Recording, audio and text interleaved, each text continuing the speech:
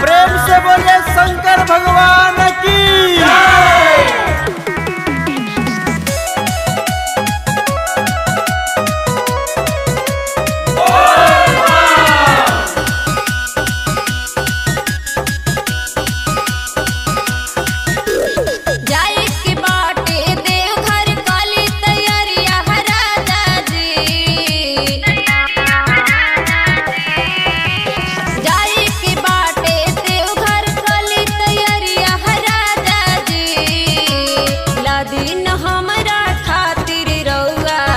गेरुआ रंग साड़िया राजा जी लादीन हमरा खातिर रउआ गेरुआ रंग साड़िया राजा जी।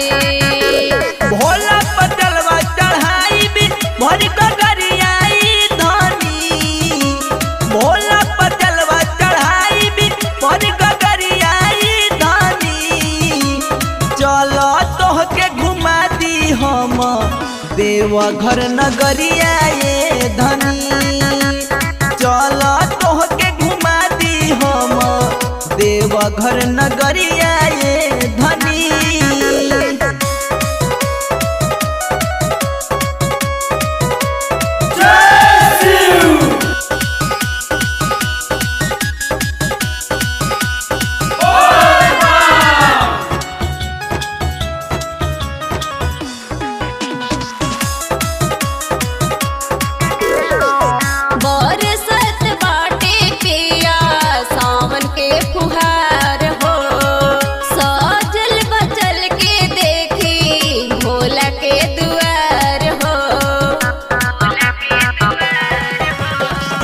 भोला जी के भक्त बनी रहेली हो शान से संकट दूर होई